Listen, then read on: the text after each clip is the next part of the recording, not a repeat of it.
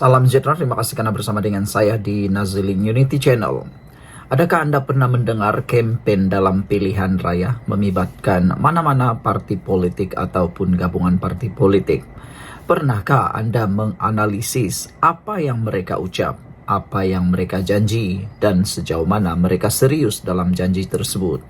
Dan yang lebih penting lagi ialah sejauh mana kampanye tersebut memberikan keuntungan kepada pendengar. Dan adakah kampanye itu membawa Anda kepada dosa, yaitu dosa fitnah, kutuk, memaki, dan sebagainya? Banyak orang yang membuat analisis sebenarnya.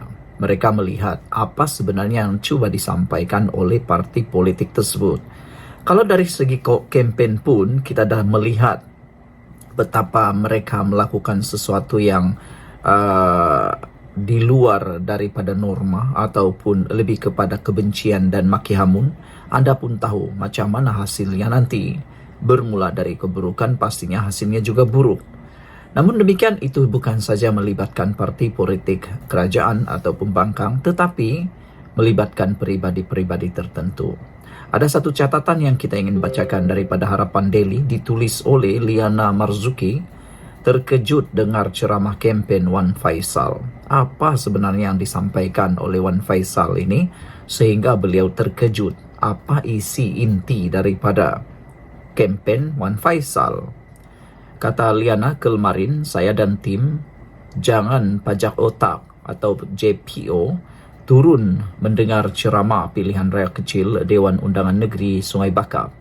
Saya ke ceramah kelompok dan ceramah mega untuk kedua-dua belah. Di pasar malam ada, depan rumah pun ada juga yang di bawah kemah. Sebab malam minggu, dua-dua pihak menurunkan heavyweight mereka. Saya sempat dengar ceramah pemimpin muda, Akmal Nasir dari Kerajaan Perpaduan dan Wan Ahmad Faisal atau WAF dari Perikatan Nasional. Bezanya macam langit dan bumi. Itu bezanya dua ceramah tersebut. Dua-dua orang muda, Akmal Nasir daripada Kerajaan Perpaduan dan Wan Ahmad Faisal daripada Perikatan Nasional. Tapi dapat ditulis bahawa macam langit dan bumi bezanya. Akmal Nasir dalam ceramahnya siap dengan PowerPoint. Terangkan usaha-usaha kerajaan menyelesaikan masalah air, tekanan air rendah di sini. Dia menunjukkan punca dan usaha yang sedang berjalan maupun yang akan dibuat. Penuh, padat, syarat dengan fakta dan data. Tiada pompang-pompang, memaki dan mencaci. Mungkin pada pengundi yang mendengar sedikit bosanlah. Tetapi Wan Ahmad Faisal atau Wan Faisal pula, saya ikuti ceramahnya dari mula. Dimulakan dengan ayat-ayat suci Al-Quran, tetapi diakhiri dengan caci maki kerajaan. Dia kata kerajaan lembu dan pro-Zionis. Itu perkara biasa. Antik politikus ni di pilihan raya. Kalau jadi kerajaan perlu jaga kelakuan. Ada dekorum yang perlu dijaga. Tak boleh seperti kera. Kalau jadi pembangkang pula, kena cucuk-cucuk kita buat kita marah. Itu standard lah. Cuma yang saya rasa tak boleh belah, kata beliau, fakta yang disampaikan janganlah membodohkan umat.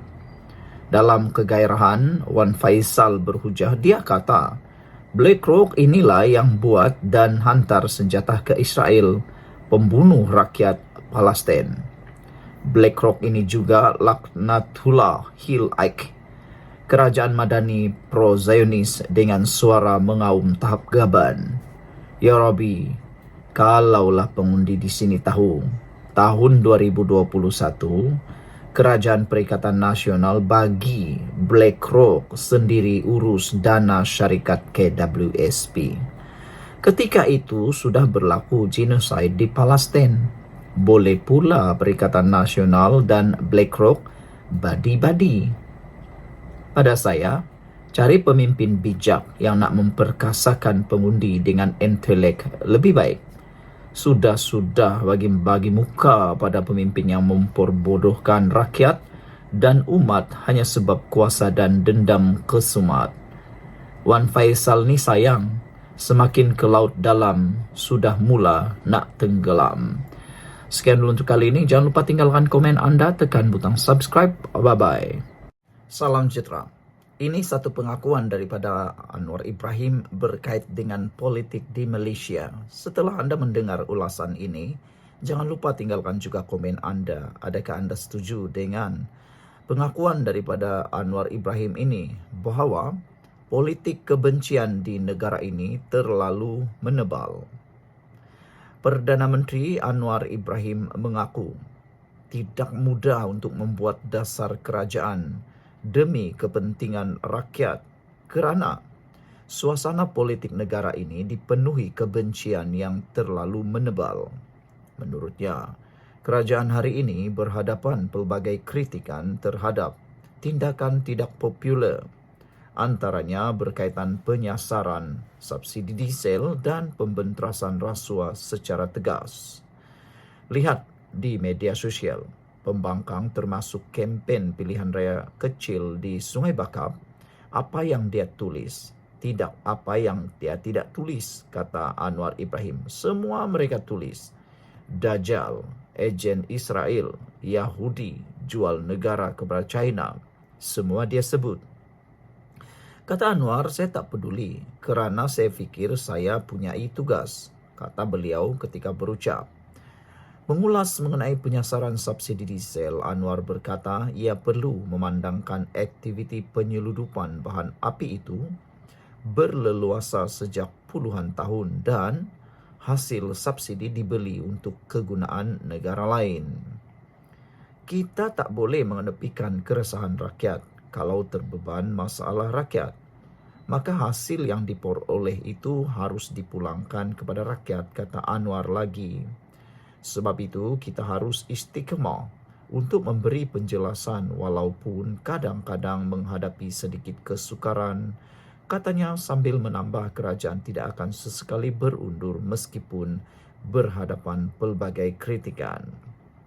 Tegas Anwar Ibrahim, kerajaan pimpinannya akan terus bekerja untuk memastikan martabat negara diangkat ke tahap yang sepatutnya. Adakah kritikan ini harus mengganggu kita? Tidak, kata Anwar Ibrahim. 2 hari sudah saya umumkan matrikulasi, itu pun jadi isu politik. Saya tidak ada pilihan, kita pegang amanah, katanya sambil menambah. Kerajaan pimpinannya akan terus bekerja untuk memastikan martabat negara diangkat ke tahap yang sepatutnya. Tapi saya tak peduli kerana saya fikir kita punyai tugas. Tidak mudah dalam negara ini kerana politik kebencian terlalu menebal, kata beliau. Anwar turut menyuarakan kekecewaan kerana fakta tidak dipedulikan sama sekali dalam kritikan. Tak ambil gaji dihina, benteras rasuah dengan tegas pun dihina, baik dengan Hamas pun dihina. Dengan BlackRock pun dia kata ejen Yahudi. Fakta tidak dipedulikan sama sekali, kata Anwar Ibrahim. Jadi, yang diutarakan ialah kebencian. Apakah ini harus mengganggu kita? Tidak, katanya lagi. Saudara, tindakan tegas dan juga ketegasan Anwar Ibrahim ini sebenarnya telah dipuji luar biasa oleh netizen terhadap Anwar Ibrahim. Kata Purple Mouse dalam ruangan komen di Malaysia kini, politik macam ini dah berpuluh tahun diamalkan oleh pelbagai parti politik termasuklah PAS. Sokong pujian, kalau tak sokong dicari, dihina, maki hamun dan dikafirkan atau dinerakakan. Ini semua sebab mereka kononnya pejuang agama dan bangsa kerana parti mereka ditunjangkan dengan agama. Ini sangat mudah diterima oleh orang yang mudah ditipu. Cara terbaik haramkan semua parti politik yang menggunakan isu 3R, kata beliau. Biarkan mereka yang menggunakan isu 3R itu diajar cukup-cukup. Itu sudah cukup, kata Purple Mouse lagi. Apa pendapat anda semua? Sekian dulu, ikuti terus ulasan selepas ini. Salam sejahtera. mulanya mahu malukan kerajaan pimpinan Anwar Ibrahim. Mulanya nak malukan kerajaan Pulau Pinang. Tapi akhirnya perkara itu telah memalukan diri sendiri. Cuba ajar itik berenang, rupa-rupanya sendiri tak pernah berenang. Cuba nak malukan orang, rupa-rupanya sendiri malukan diri sendiri. Nak tuding orang lain, rupa-rupanya ada 4 jari, 3 jari lagi menuding diri sendiri. Ini semua berkait dengan isu air, yang mana Tuan Ibrahim Tuan Man cuba menemplak kerajaan persekutuan, kerajaan negeri Pulau Pinang. Namun, ini jawapan Rafizi yang paling padu, yang pastinya memalukan diri sendiri Tuan Ibrahim. Apa Tuan Ibrahim buat masa jadi menteri? Itu suara Rafizi terhadap Tuan Ibrahim. Ketika Perikatan Nasional rancak menghentam kerajaan persekutuan dengan isu air sebagai naratif kempennya, timbalan Presiden PKR, Rafizi Ramli tampil memulangkan paku buah keras kepada rakan sejawatnya daripada PAS, Tuan Ibrahim Tuan Man. Menteri Ekonomi itu membalas serangan pembangkang berkaitan isu bekalan air di Sungai Bakap dengan mempersoalkan mengapa timbalan Presiden PAS itu mengabaikan masalah itu ketika menjadi Menteri Air dan Alam Sekitar, ketika Perikatan Nasional mentadbir negara selama 33 bulan. Coba kita tanya, yang menjadi Menteri Air dulu tu siapa? Anda jawablah sendiri. Jawapannya Tuan Ibrahim Tuan Man. Bukan Pakatan Harapan, bukan juga Barisan Nasional, bukan kita daripada Kerajaan Madani. Menteri Air ini Tuan Ibrahim Tuan Man. Jadi kalau kita tahu yang Sungai Bakap ini yang dijadikan isu suruh lawan kerajaan kerana calon kita kononnya masalah air tak diselesaikan, itu masalah engkaulah dulu kau Menteri Air, kata Rafizi, menemplak Tuan Ibrahim Tuan Man. Sebab sekarang kita tahu, seperti diumumkan berkali-kali, masalah air di Sungai Bakap sahaja. Ini masalah utara Semenanjung. Sebab air bukan saja soal pipe. Masalahnya sumber air dah tak ada. Orang makin bertambah, kilang makin banyak. Apabila orang makin banyak, sungai sebanyak itu sahaja, kata Rafizi lagi. Mana ada sungai pandai beranak. Semakin lama semakin cetek dan mendap. Memanglah kebiasaannya. Mana-mana kalau orang semakin ramai, sungai makin cetek, air kurang. Tambah pula cuaca sekarang semakin panas, kata Rafizi. Jadi isunya, semasa kita jadi pembangkang, memang kita tak tahu, bukan kerja aku. Semasa itu, kita duduk kejar segala yang rasuah semua ni. Yang bertanggung jawab merancang dan yang ada maklumat adalah Tuan Ibrahim Tuan Man, kata Rafizi. Kamu tahu bahawa Pulau Pinang tak cukup air. Kamu tahu Perak Utara tak cukup sumber air. Kamu ada kuasa, apa kamu buat semasa jadi Menteri Air? Soalnya ketika berceramah di Kampung Padang Lalang, Simpang 4 malam tadi. Turut hadir calon Pakatan Harapan Johari Arifin, Naib Presiden PKR Nurul Izzah Anwar, Setiausaha Agung PKR Saifuddin Nasution Ismail, dan Ketua Menteri Pulau Pinang Chow Kun Yew. Untuk rekod, pada Julai lalu kerajaan dilaporkan bersetuju menyalurkan peruntukan bagi projek penyaluran air di Sungai Perak ke empangan Bukit Merah yang sebahagiannya akan digunakan untuk pembekalan air terawat ke Pulau Pinang. Ia akan disalurkan melalui projek pembangunan Taman Perindustrian Hijau Bersepadu Kerian KIGP yang melibatkan kawasan seluas 1,000 ekar dengan anggaran peruntukan 4 bilion ringgit. Rafizi berkata masalah itu gagal diselesaikan ketika Perikatan Nasional menjadi kerajaan walaupun mempunyai maklumat, tanggung jawab dan kuasa. Sebaliknya, kata menteri itu, Kerajaan Madani mengambil langkah awal ketika melihat keseluruhan masalah air di seluruh Malaysia.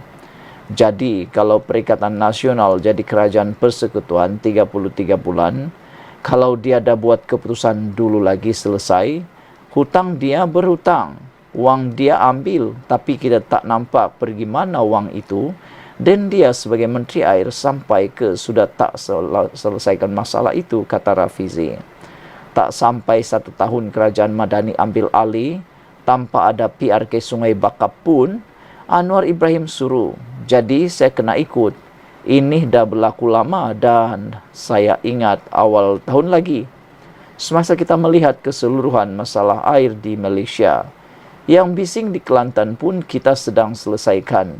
Yang tak bising sangat di utara tapi berlaku pun kita dah buat peruntukan, kata Rafizi lagi. Jadi sekali lagi saya nak tanya Tuan Ibrahim Tuan Man, kau orang semasa jadi kerajaan yang kawal duit banyak peruntukan untuk jana wibawa. Kenapa kamu Menteri Air tak tolong penduduk di sini? Sekarang baru nak datang jadi penghasut, kata Rafizi lagi. Saudara, beberapa komen daripada netizen berkait isu ini mengatakan, inilah level menteri, tahap level menteri pembangkang, katanya. Pak Ibrahim tahu tadah air saja, kata salah seorang netizen di ruangan komen. Mr. Sakau kata, nak air ke nak isleh? Dah cukup jumlah, apa kabar menantu tak pulang lagi? Apa Tuan Penasihat Empat Negeri buat? Kalau kali ini Madani menang Sungai Bakap, katanya. Betul, kata Rafizi, kata Laim Guna. Apa Tuan Ibrahim buat semasa dia jadi menteri? Tapi siapa pula adun di situ waktu itu? Kes air ini isu negeri. Kalau isu ini dibawa ke pihak menteri, baru kita boleh suruh Tuan Ibrahim nak jawab. Dah pun, kata beliau. Alahai, Kelantan hampir semua adun dari PAS pun, kata AKJ. Ibrahim ni pun dari Kelantan, tapi tak ada apa pun dia buat masa dia pegang Menteri Air dulu. Kamu ni memang memaki hamun, kenapa otak dah masuk air ke, kata AKJ.